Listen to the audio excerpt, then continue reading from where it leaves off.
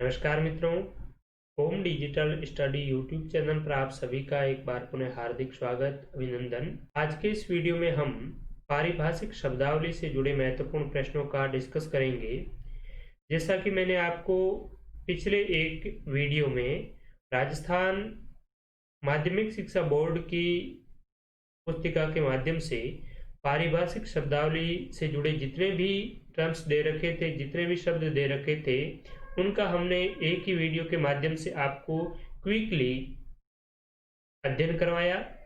और अब राजस्थान की विभिन्न कॉम्पिटिटिव एग्जाम्स में इस टॉपिक से जुड़े किस प्रकार से प्रश्न पूछे गए हैं, उनका हम डिस्कस करेंगे, तभी आपका ये टॉपिक कवर हो पाएगा। मित्रों, अगर आप किसी भी किताब के माध्यम से कोई भी चैप्टर पढ़ रहे हैं तो किताब से तो उसको पढ़ना ही है, साथ ही साथ किताब से जब आप उस टॉपिक को कंप्लीट कर लेते हैं उसके बाद में आपको प्रीवियस ईयर क्वेश्चंस का एक टेस्ट लगाना बेहद ही जरूरी होता है। क्योंकि ये जरूरी नहीं है कि आपने जो किताब पढ़ी है और उसी किताब में से सारे के सारे प्रश्न आपके वो परीक्षा में देखने को मिल जाएंगे। ये कतई संभव नहीं है। और आपको ये भी पता नहीं चलेगा कि उस किताब में जो चीजें दे रखी है वो परीक्षा की दृष्टि से कितनी महत्वपूर्ण है और कितनी ऐसी चीजें हैं जो अनावश्यक हैं। एग्जाम्स में उनसे जुड़े कभी भी प्रश्न नहीं पूछे जाते हैं। तो ये आपकी समझ कब डेवलप होगी, जब आप प्रीवियस ईयर के पेपर्स में पूछे गए प्रश्नों का अध्ययन करेंगे, उनका विश्लेषण करेंगे। और मैं आपको काफी समय से इसकी और ही ले जाने का कार्य कर रहा हूं ताकि आप बहुत ही अच्छा परफॉर्मेंस कर पाए एग्जाम्स में। तो चलिए, ये जो पारिभाषिक शब्दावली है, ये किताब के माध्यम से तो हमने पढ़ लिया था बहुत ही अच्छी तरीके से। अब प्रीवियस ईयर पेपर्स में इनसे जुड़े किस प्रकार से प्रश्न पूछे गए हैं उनका भी डिस्कस कर लेते हैं। और ये टॉपिक बहुत ही महत्वपूर्ण है क्योंकि एक ही परीक्षा में लगभग 4 से 5 सवाल है इसी टॉपिक से पूछे जाते हैं। तो आइए डिस्कस करते हैं। पहला प्रश्न है जो एलडीसी एग्जाम 2016 में पूछा गया था। अकाउंटेबल का हिंदी समानार्थक शब्द कौन सा है?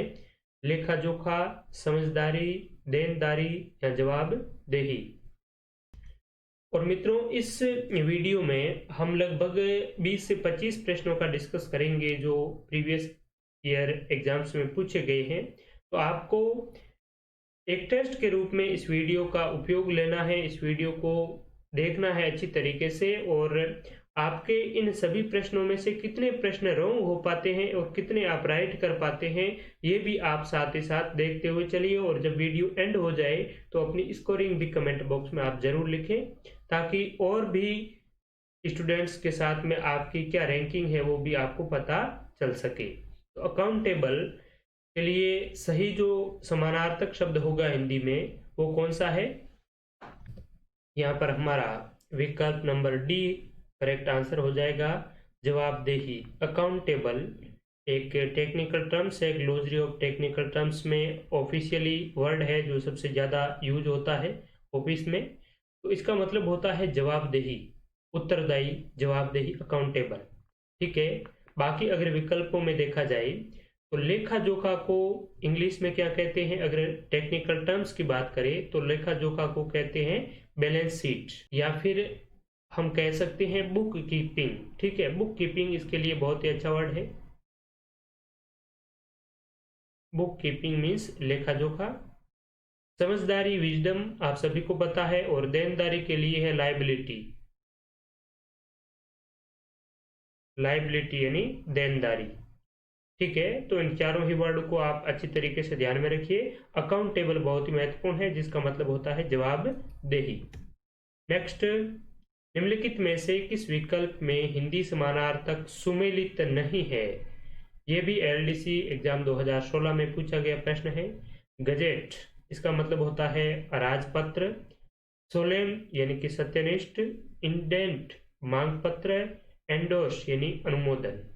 तो यहाँ पर डी है, ये सही सुमेलित नहीं है। एंडोर्स हमने पहले भी पढ़ा था। तो एंडोर्स का मतलब क्या होता है? पृष्ठांकन। एंडोर्स यानी पृष्ठांकन। ठीक है, अच्छी तरीके से ध्यान में रखिए। इंडेंट यानी मांग पत्र। सोलेम यानी सत्यनिष्ठ और गजेट यानी राजपत्र। Next, choose the correct meaning of the following technical या official terms from the option given below. ये आरपीएससी एलडीसी एग्जाम 2016 में पूछा गया है ये भी सवाल। असेट्स यानी कि परिसंपत्ति, यहाँ पर आपको इंग्लिश और हिंदी दोनों ही भाषाओं में प्रश्न में दे रखा है। असेट्स यानी संपत्ति, परिसंपत्ति, और इसका समानार्थी शब्द इंग्लिश में क्या होगा ये आपसे पूछा गया है। इनहेरिटेंस, इनकम, लिगेसी या प्रॉपर्टी। तो असेट्स संपत्ति, परिसंपत्ति, इसको प्रॉपर्टी भी कहते हैं इंग्लिश में, तो डी करेक्ट आंसर हो जाएगा। इनहेरिटेंस और लिगेसी, इन दोनों का मतलब होता है विरासत, या लिगेसी को वसीयत भी कह सकते हैं, पैतृक संपत्ति, और इनकम का मतलब होता है आय, आप सभी जानते हैं। नेक्स्ट वर्ड है एफिडेविट। एफिडेविट यानी शपथ पत्र, इसका अर्थ तो ये होता है शपथ पत्र, लेकिन यहाँ पर इसके लिए कौन सा टेक्निकल टर्म्स यूज होगा? Formal promise, legal guarantee, written statement under oath, certificate of acceptance under oath. तो यहाँ पर रिटन स्टेटमेंट अंडर ऑथ यानी कि शपथ पूर्वक लिखित बयान। एफिडेविट का मतलब क्या होता है? रिटन स्टेटमेंट अंडर ऑथ यानी कि शपथ पूर्वक लिखित जो बयान होता है उसे ही एफिडेविट या शपथ पत्र कहते हैं। ठीक है, तो सी हमारा करेक्ट आंसर है यहाँ पर। नेक्स्ट, ये हाईकोर्ट एलडीसी 2015 में पूछा गया सवाल है। Choose the correct meaning of the following technical terms. Equity, equity का क्या मतलब होता है? इसका मतलब हिंदी में होता है बरी करना, और यहाँ पर इसके लिए कौन सा टेक्निकल टर्म्स यूज होगा? To set off, to set free, to set up या टू सेट टू। तो एक्विट यानी कि बरी करना के लिए सही जो टेक्निकल टर्म्स है वो है to set free. Acquit, to set free. ठीक है, नेक्स्ट है अमेंडमेंट। अमेंडमेंट का मतलब होता है संविधान, और ये मोस्टली कहाँ पर, सॉरी संशोधन। संविधान का मतलब इंग्लिश में संविधान को कॉन्स्टिट्यूशन कहते हैं। अमेंडमेंट ये जो शब्द है ये साधारणतया संविधान के संशोधन के संदर्भ में सबसे ज्यादा प्रयुक्त होता है। कॉन्स्टिट्यूशनल अमेंडमेंट हम पढ़ते हैं संवैधानिक संशोधन। ठीक है, तो अमेंडमेंट को यहाँ पर इसके लिए कौन सा टेक्निकल टर्म्स है जो इसके लिए सुटेबल है वो हमें देखना है। विकल्प एक में दे रखा है a change made by postponement, a change made due to adjournment, a change made by correction और addition, a change made due to transference. तो यहाँ पर 3 नंबर वाला करेक्ट है। अमेंडमेंट में हम क्या करते हैं कि जो भी बदलाव करते हैं करेक्शन करके करते हैं और एडिशन करके यानी कि जोड़कर। ठीक है, तो ए चेंज मेड बाय करेक्शन और एडिशन यानी कि करेक्शन और एडिशन करके जो चेंज किया जाता है उसे ही संशोधन कहते हैं, अमेंडमेंट कहते हैं। ठीक है, तो यहाँ पर सी है बिल्कुल करेक्ट आंसर है। तो हमने पहले बुक के माध्यम से पढ़े इन शब्दों को, लेकिन यहाँ पर जो हमने पढ़े हैं इन प्रश्नों को, तो आपको अंदाजा लग गया होगा कि प्रश्न इस प्रकार से भी पूछे जाते हैं। ठीक है, तो यही मेन बेनिफिट है प्रीवियस ईयर के पेपर्स को देखने से। ठीक है, next, choose the correct meaning of the following technical terms. Confiscate, इसका मतलब होता है जब्त करना। तो हम मोस्टली क्या करते हैं, इंग्लिश का और हिंदी का केवल और केवल उसका ट्रांसलेशन देखकर जाते हैं कि हिंदी में इसका अर्थ ये होता है, इंग्लिश में इसका अर्थ ये होता है, लेकिन ये तो ऑलरेडी इन्होंने ऑप्शन में ही दे रखा है। जो हमें जो चीजें आती है वो तो इन्होंने ऑप्शन में दे रखा है ऑलरेडी। कॉन्फिस्केट मतलब जब्त करना, एफिडेविट मतलब शपथ पत्र, तो ये चीजें तो इन्होंने ऑलरेडी दे रखी है, लेकिन पूछा क्या जा रहा है वो देखिए आप, टेक्निकल टर्म्स पूछी जा रही है। कॉन्फिस्केट की टेक्निकल टर्म्स क्या होगी? विकल्प एक है टू सीज और take someone's property, to suspend और restrict someone, to keep secret confidential material, to become a part of confederation.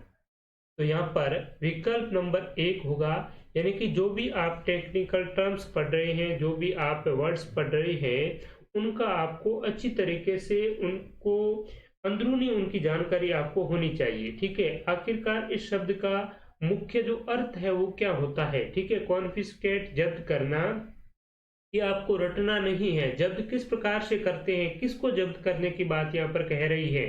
ठीक है, तो टू सीज और टेक समवन्स प्रॉपर्टी, यानी कि किसी को संपत्ति को जब्त करने के संदर्भ में इस शब्द का प्रयोग किया जाता है ऑफिशियल वर्ड के रूप में। ठीक है, टू सीज करना या फिर किसी की प्रॉपर्टी को जब्त करना, इसके संदर्भ में इस कॉन्फिस्केट का यूज होता है। ठीक है, टू सस्पेंड और रेस्ट्रिकेट समवन, किसी को सस्पेंड करना, रेस्ट्रिकेट करना, बर्खास्त करना, इसके संदर्भ में इस शब्द का प्रयोग नहीं होता है। ठीक है, और कॉन्फिडेंशियल मटेरियल, कॉन्फिडेंशियल यानी कि सस्पेक्टेड कह सकते हैं हम, तो ये भी इसका सही अर्थ नहीं है। और to become a part of confederation, यानी कि किसी कन्फेडरेशन, किसी संघ का भाग होना, जब्त करना, इससे कोई इसका लेना देना नहीं है। तो विकल्पों को हम अगर अच्छी तरीके से पढ़ेंगे तो इन प्रश्नों का जवाब बहुत ही अच्छी तरीके से हम दे पाएंगे। नेक्स्ट है बेलट का सही हिंदी शब्द है। ये पटवार एग्जाम 2016 में पूछा गया था। 2015-16 में जो पटवार का एग्जाम हुआ था और SMSSB ने कंडक्ट करवाया था, उसी में ये पूछा गया सवाल है। बेलट का हिंदी शब्द पूछा है। विकल्प दिए हैं इन्होंने सूची पत्र, मत पत्र, परिपत्र और आवेदन पत्र। तो बेलट का क्या होगा, बेलट का मतलब होता है मत पत्र। ठीक है, ऑप्शन नंबर 2 है करेक्ट आंसर। बेलट नंबर 3 पर मतदान करें, बेलट नंबर 2 पर मतदान करें।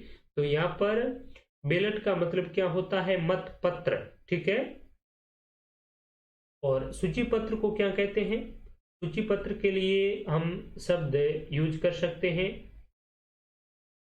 Index seat. ठीक है, परिपत्र को कहते हैं सर्कुलर, और आवेदन यानी एप्लीकेशन, आवेदन पत्र, एप्लीकेशन फॉर्म। ठीक है, तो यहाँ पर सभी को आपको ध्यान में रखना है। मोस्टली सर्कुलर, परिपत्र काफी बार पूछा जाता है और सबसे ज्यादा ऑफिशियल वर्ड है जो यूज होता है। ठीक है, और बाकी सभी आप जानते ही हैं। नेक्स्ट, ब्यूरोक्रेसी का समानार्थक हिंदी शब्द है। ये भी पटवार एग्जाम 2015-16 में पूछा गया सवाल है। ब्यूरोक्रेसी जनतंत्र, शासन तंत्र, अधिकारी तंत्र या राजतंत्र। तो ब्यूरोक्रेसी कहते हैं अधिकारी तंत्र या नौकरशाही को। ठीक है, एक तो होता है डेमोक्रेसी, डेमोक्रेसी मतलब जनतंत्र, लोकतंत्र, और ब्यूरोक्रेसी यानी शासन तंत्र। अब ब्यूरोक्रेसी में कौन कौन आते हैं, यानी कि नौकरशाही जिसे कहते हैं, अधिकारी तंत्र कहते हैं। एक तो होता है जो राजनेता होते हैं। ठीक है, जो लोकतंत्र में, डेमोक्रेसी में जनता के द्वारा चुने हुए प्रतिनिधि होते हैं। ठीक है, रिप्रेजेंटेटिव। तो रिप्रेजेंटेटिव जो लोग होते हैं वो, ये जरूरी नहीं है कि शिक्षित ही हो। ठीक है, तो उनके लिए उनके जो सचिव होते हैं, IAS RAS लेवल के जो ऑफिसर होते हैं, तो ये सभी ब्यूरोक्रेसी में आते हैं, नौकरशाही में आते हैं। ठीक है, निजी सचिव, सहायक सचिव, जैसे गृह मंत्रालय के गृह सचिव होते हैं, प्रधानमंत्री के भी अपने निजी सचिव होते हैं। तो ये सभी जो वर्ग हैं ये ब्यूरोक्रेसी या नौकरशाही में आते हैं। तो इसे ही ब्यूरोक्रेसी कहते हैं, अधिकारी तंत्र कहते हैं। ठीक है, राजतंत्र के लिए शब्द है मोनार्की, और लोकतंत्र डेमोक्रेसी, और शासन तंत्र के लिए कह सकते हैं गवर्नमेंट मशीनरी। नेक्स्ट है मिनट्स का समानार्थक हिंदी शब्द है कार्यवृत्त, टिप्पणी, कार्यालय ज्ञापन या निविदा। तो मिनट्स ये भी काफी बार रिपीट हो चुका सवाल है। तो मिनट्स के लिए है कार्यवृत्त, कार्यवृत्त यानी कि किसी भी कार्य को संपादित करने के लिए किसी भी ऑफिस में एक मिनट्स जारी किया जाता है, कार्यवृत्त जारी किया जाता है, जिसमें उस कार्य के बारे में पूरी की पूरी जानकारी है वो पहले एक जगह कर दी जाती है और उसके बाद में उसको सर्कुलेट किया जाता है कि हमारा जो कार्य है वो किस प्रकार से निष्पादित किया जाएगा। ठीक है, तो ये होता है मिनट्स। और टिप्पणी, कार्यालय ज्ञापन और निविदा, ये भी बहुत महत्वपूर्ण शब्द है। तो टिप्पणी को इंग्लिश में क्या कहते हैं? कमेंट्स कहते हैं। और टिप्पण को कहते हैं नोटिंग, NOTING। ठीक है, कार्यालय ज्ञापन यानी कि मेमोरेंडम और निविदा यानी कि टेंडर। नेक्स्ट, शीघ्र संपादित करने के लिए उपयुक्त शब्द हैं। PSI एग्जाम 2014 में पूछा गया ये सवाल है। शीघ्र संपादित करना, एक्सपेडाइट, अर्जेंटली, क्विकनेस, फास्टनेस। तो शीघ्र संपादित करने के लिए जो उपयुक्त शब्द है, एप्रोप्रिएट जो वर्ड है वो है एक्सपेडाइट। एक्सपेडाइट मीन्स शीघ्र संपादित करना। अर्जेंटली यानी अत्यावश्यक, तुरंत। क्विकनेस भी यही इसका अर्थ होता है। और फास्टनेस का मतलब क्या होता है? फास्टनेस का मतलब होता है स्थिरता, स्टेबिलिटी। ठीक है, नेक्स्ट है मस्टर रोल का अर्थ है, ये भी SI एग्जाम 2014 में पूछा गया है। मस्टर रोल, कर्मचारी पत्रक, उपस्थिति पंजिका, कर्मचारी उपस्थिति या नरेगा पंजिका। तो ये शब्द सबसे ज्यादा जहां पर प्रयोग होता है वो होता है नरेगा में। ठीक है, इसलिए इन्होंने विकल्प में भी कंफ्यूज करने के लिए नरेगा पंजिका दे दिया है, लेकिन इसका वास्तविक जो अर्थ होता है मस्टर रोल का वो होता है उपस्थिति पंजिका। ठीक है, उपस्थिति पंजिका यानी मस्टर रोल। कर्मचारी जो उपस्थिति होती है उसे अटेंडेंस कहते हैं। ठीक है, तो यहाँ पर 2 नंबर बिल्कुल करेक्ट आंसर हो जाएगा। ध्यान में रखिए, मस्ट रोल का हिंदी अर्थ होता है उपस्थिति पंजिका। नेक्स्ट, एजेंडा का हिंदी पर्याय है। PSI एग्जाम 2014 में पूछा गया सवाल है।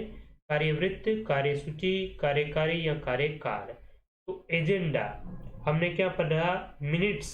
मिनट्स का मतलब क्या होता है? कार्यवृत्त। और कार्यसूची, कार्यसूची को कहते हैं एजेंडा। ठीक है, एक तो एजेंडा कार्यसूची, निविदा यानी कि टेंडर, मिनट्स यानी कार्यवृत्त, और कार्यकारी यानी कि एग्जीक्यूटिव। और कार्यकाल का मतलब क्या होता है? टेन्योर, TENURE, टेनर यानी कार्यकाल। नेक्स्ट, मसौदा के लिए उपयुक्त शब्द हैं ड्राफ्ट, नोटिंग, लेटर, कमेंट्स। तो मसौदा के लिए उपयुक्त जो शब्द हैं वो है ड्राफ्ट, विकल्प 1 है करेक्ट आंसर। नोटिंग यानी कि टिप्पण,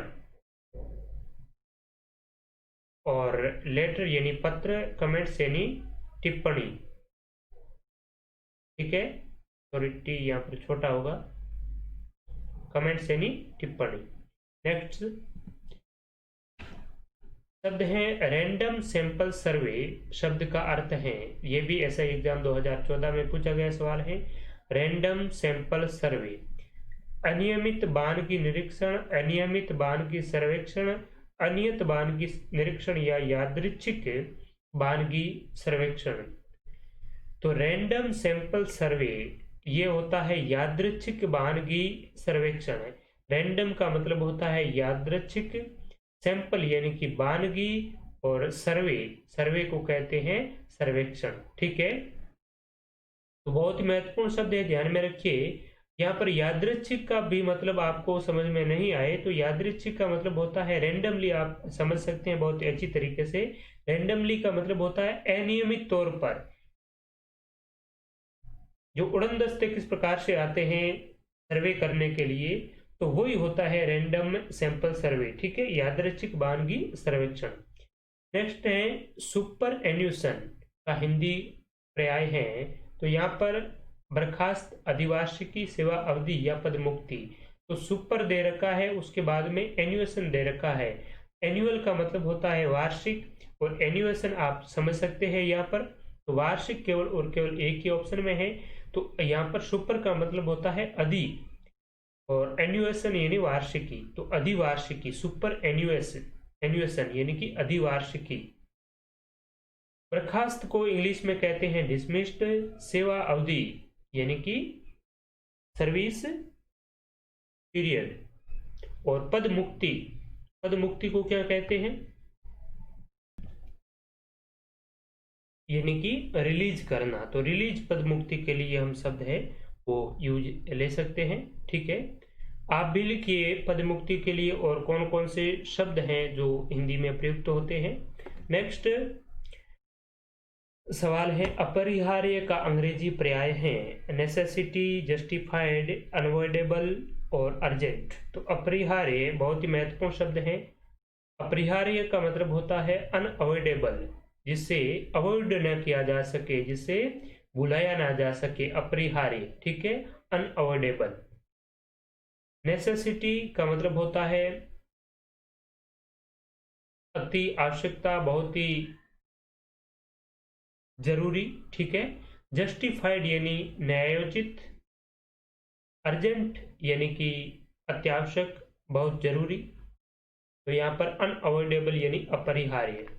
नेक्स्ट है नेचुरल जस्टिस का अर्थ है प्रकृति का न्याय, नैसर्गिक न्याय, प्रकृति के साथ न्याय या प्रकृति विषयक न्याय।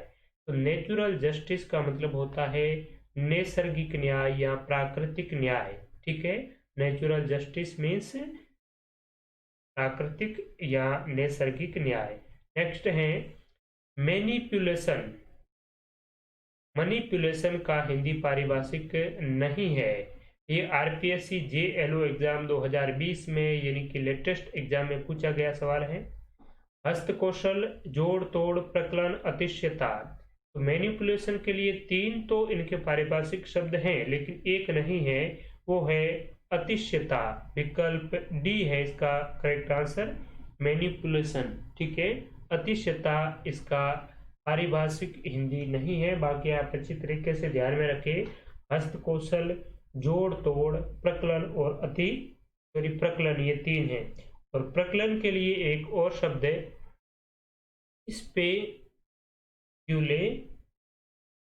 स्पेक्यूलेशन भी प्रकलन, मैनिपुलेशन एक ही इसका अर्थ होता है।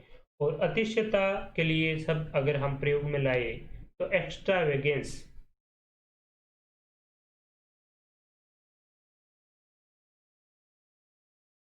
एक्स्ट्रावेगेंस का मतलब होता है अतिशयता।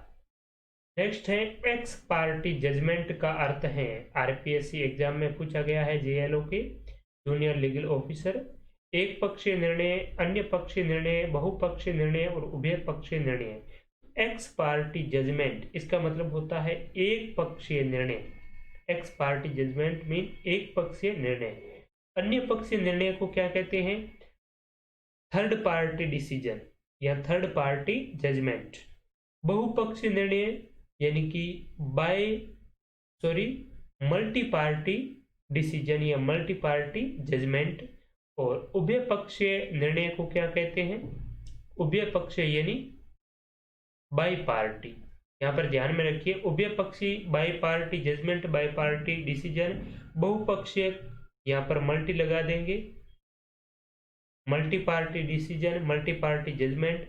अन्य पक्षीय यानी थर्ड पार्टी डिसीजन। ठीक है, एक पक्षीय यानी एक्स पार्टी। वैसे हमने पिछले सेशन में पढ़ाई था कि द्विपक्षीय बाइलेटरल ये सेम ही है। नेक्स्ट, और ये प्रश्न भी इसी एग्जाम में पूछा गया है, कौन सा विकल्प सुमेलित नहीं है। जुवेनाइल डिलिक्वेंसी, किशोर वृत्ति, मोरल टर्पिट्यूड, नैतिक अधमता, सैंक्शंस, अनुशासनी, ऑब्लिगेटरी यानी कि बाध्यकर। तो ऑप्शन नंबर 1 ही सुमेलित नहीं है, जुवेनाइल डिलिक्वेंसी। इसका मतलब होता है बाल अपराध। जुवेनाइल डिलिक्वेंसी का मतलब क्या होता है, बाल अपराध। ठीक है, बाकी बात करें तो मोरल टर्पिट्यूड, नैतिक अधमता, जिसका नैतिक चरित्र गिर चुका है, नैतिक रूप से अधम व्यक्ति को मोरल टर्पिट्यूड कहते हैं, नैतिक अधमता। सैंक्शंस यानी अनुशास्ति या अनुमोदन भी इसका मतलब होता है अप्रूवल, ठीक है, अनुमोदन सेक्शन। और ऑब्लिगेटरी यानी बाध्यकर। परज्यूरी का हिंदी पारिभाषिक है सच्ची गवाही, शपथ भंग, विधिक निर्णय, अभिसाक्ष्य। तो परजरी का मतलब क्या होता है? शपथ भंग। ऑप्शन नंबर ए है करेक्ट आंसर, शपथ भंग, ठीक है।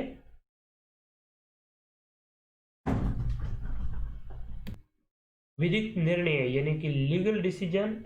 और अभिसाक्ष्य के लिए जो शब्द है वो है डिपोजिशन।